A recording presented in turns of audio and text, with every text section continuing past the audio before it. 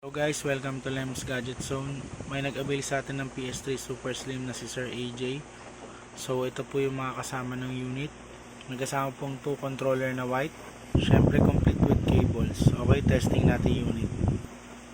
Okay, open natin sa controller.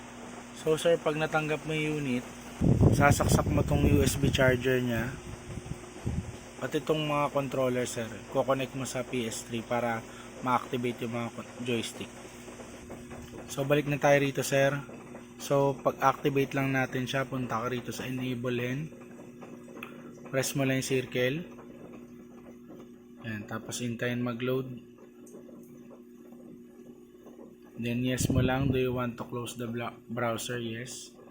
Tapos punta ka lang dito sa MMCM, press mo yung circle. So lilitaw na agad yung mga games sir. So nandito yung mga ni-request ni sir. So yan na sir, nag-load na siya. So ayun na kagad sir yung mga games na ni-request mo. Yan. Yan. Bali kailangan lang pala siya i-refresh sir. Yan.